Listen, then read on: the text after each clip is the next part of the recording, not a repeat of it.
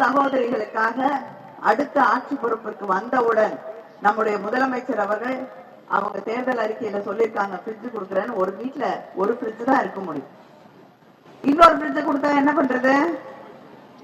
அதனால அவங்க எது கொடுத்தாலும் காயெல்லாம் கிடைக்கதான் போகும். ஆனா கொடுக்க போறது இல்ல, ஆட்சிக்கு வர போறது இல்ல. முன்னாடி தேர்தல் அறிக்கையில 2016 ஒரு தேர்தல் அறிக்கை கொடுத்தாங்க. அந்த தேர்தல் அறிக்கையில அதிமுக தேர்தல் அறிக்கையில 27வது பக்கத்துல செல்போன் கொடுக்கறேன். நாங்க யாராவது வாங்கிருக்கீங்களா அந்த செல்போனை? யாரும் நீங்க வாங்கிருக்கீங்களாமா? இல்ல இல்ல, நானும் தமிழ்நாட்டுல எல்லா ஊர்லயும் கேட்கிறேன், அந்த செல்போன் வாங்கினவங்க யாரையாவது பாத்திர முடியுமான்னு. அந்த செல்போன் வாங்கின யாரையுமே என்னால பார்க்க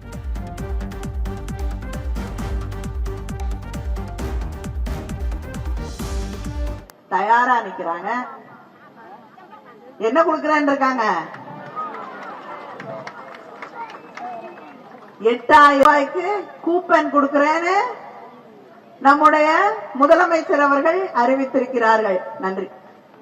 அந்த கூப்பன்ல நீங்க உங்களுக்கு என்ன வேணுமோ வாங்கிக்கலாம். நாங்க கொடுக்கறத வாங்கணும்னு இல்ல, உங்களுக்கு எது தேவையோ. உங்களுக்கு ஃப்ரிட்ஜ் வேணும்னா ஃப்ரிட்ஜ் வாங்கலாம், வாஷிங் மிஷின்னா வாஷிங் மிஷின் வாங்கலாம். இதெல்லாம் வேணாம், நான் கிரைண்டர் வாங்க போறேன் அப்படின்னா அதை வாங்கலாம். உங்களுக்கு எது தேவை என்று தேர்ந்தெடுத்து வாங்கக்கூடிய உரிமையை தரக்கூடியவர் தான் நம்முடைய முதலமைச்சர் அண்ணன் தளபதி அவர்கள். லேப்டாப்புகளை அந்த திட்டத்தையே நிறுத்தினது எடப்பாடி பழனிசாமி. மறுபடியும் அதை கொண்டு வந்து இன்னைக்கு அந்த இளைஞர்களுக்கு அடுத்த 5 ஆண்டுகளிலே 35 லட்சம் இளைஞர்களுக்கு, இளம் பெண்களுக்கு லேப்டாப்புகள் வழங்கப்படும் என்று அறிவித்திருக்கக்கூடிய முதலமைச்சர் நம்முடைய முதலமைச்சர் அண்ணன் தளபதி அவர்கள். காலை உணவு திட்டம் 5வது வரைக்கும் இருக்கக்கூடிய மாணவர்களுக்கு இன்னைக்கு வழங்கப்படுகிறது. ஆட்சிக்கு வந்தவுடன் அது 8வது வகுப்பு வரை உயர்த்தி வழங்கப்படும். சுய உதவி குழுக்களிலே இருக்கக்கூடிய சகோதரிகளுக்கு எந்த விதமான பிடித்தமும் இல்லாம உங்ககிட்ட வந்து இதுக்கு அடமானமா வீட்டை கொடுங்க, நிலத்தை கொடுங்கன்னு எதையும் கேட்காம கடன் மானியத்தோடு கூடிய 5 லட்சம் ரூபாய் கடன் வழங்கப்படும். நீங்க சுயமா தொழில் தொடங்குவதற்கு. கேட்டுதா? 5 லட்சம் ரூபாய் கடன் மானியத்தோடு கடன் வழங்கப்படும் பெண்களுக்கு, சுய உதவி குழுக்களிலே இருக்கக்கூடிய பெண்களுக்கு. விவசாயிகளுக்கு எந்தவித மின் மீட்டரும் பொருத்தப்படாத மோட்டார்கள், மின் மோட்டார்கள் வழங்கப்படும். 20 லட்சம் விவசாயிகளுக்கு மேல் பயன்படக்கூடிய வகையிலே அந்த திட்டம் நிறைவேற்றி தரப்படும். இந்த பகுதியில இருக்கக்கூடிய மக்களுக்காக எத்தனையோ திட்டங்களை நிறைவேற்றி தந்திருக்கக்கூடிய ஆட்சி திராவிட முன்னேற்ற கழக ஆட்சி. நாமக்கல் மாநகர்ல புதிய கலைஞர் நூற்றாண்டு பேருந்து நிலையம் அமைக்கப்பட்டிருக்கிறது நம்முடைய திராவிட மாடல் ஆட்சியில. 401 கோடி செலவுல சுற்றுவட்ட சாலை அமைக்கப்பட்டுள்ளது. நாமக்கல் மாவட்டத்தில் புதிய மாவட்ட கூட்டுறவு வங்கி தொடங்கப்பட்டுள்ளது. 313 கோடியில நாமக்கல்ல பாதாள சாக்கடை திட்டம் நிறைவேற்றப்பட்டுள்ளது. நாமக்கல்ல 90 கோடி அதிநவீன ஆவின் பால் பண்ணை அமைக்கப்பட்டுள்ளது.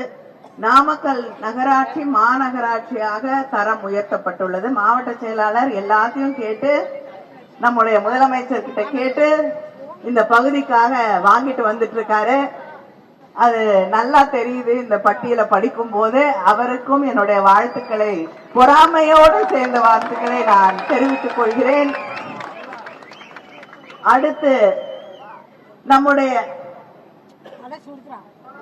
நம்முடைய ஆட்சி வந்தவுடன் நாமக்கல்ல ஜவுளி குழுமம் உருவாக்கப்படும்.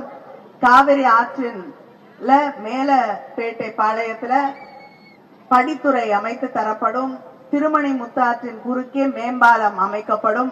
கோழி வளர்ப்பு தொழில இருக்கக்கூடியவர்களுக்கு அவங்களுடைய ஆலோசனைகளை பெறவும் அவங்களுக்கு ஆலோசனைகள் வழங்கக்கூடிய ஒருங்கிணைந்த கோழி வளர்ப்பு மையம் உருவாக்கப்படும். மோகனூர் பாசன வாய்க்கால் கரையிலே உள்ள மண் பாதையை கான்கிரீட் பாதையாக மாற்றி தருவோம். இத்தனையும் நிறைவேற்றி தர நம்முடைய கல்லூரியில படிக்கக்கூடிய இளைஞர்களுக்கு இளம் பெண்களுக்கு 1000 ரூபாய் கொடுத்துட்டு இருக்காங்க. அது 1500 உயர்த்தி வழங்குவதற்கு, முதியோருக்கு தரக்கூடிய 1200 உதவித்தொகை 2000 உயர்த்தி தருவதற்கு எங்களுக்கு மீண்டும் ஒரு வாய்ப்பை நீங்கள் வழங்க வேண்டும் என்று உங்களையெல்லாம் வேண்டி கேட்டுக்கொள்கிறேன். நம்முடைய முதலமைச்சர் அண்ணன் தளபதி அவர்கள் மறுபடியும் இந்த தமிழ்நாட்டிலே ஆட்சி பொறுப்பிற்கு வந்து தமிழ்நாட்டை வளமான ஒரு தமிழ்நாடாக மாற்றுவதற்கு, நம்முடைய உரிமைகளை பாதுகாப்பதற்கு இந்த தேர்தலிலே நீங்கள் உதயசூரியன் சின்னத்திலே வாக்களித்து நாமக்கல் ராணி அவர்களை வெற்றி பெற செய்ய வேண்டும். இந்த தேர்தல் என்பது நம்முடைய பெருமைகளை சொல்லக்கூடிய கீழடிக்கும் அங்கே டெல்லியிலே இருக்கக்கூடியவர்களுடைய அந்த அடிப்படை வாதத்திற்கான RSS இருக்கக்கூடிய நாக்பூருக்குமான தேர்தல் என்பதை நாம் உணர்ந்து கொள்ள வேண்டும். இது கீழடிக்கும் நாக்பூருக்குமான தேர்தல். இந்த தேர்தலிலே உங்களுக்காக உழைக்கக்கூடிய உதயசூரியன் சின்னத்திலே வாக்களித்து அவரை வெற்றி பெற செய்ய வேண்டும் வேண்டும் வேண்டும் என்று கேட்டுக்கொள்ள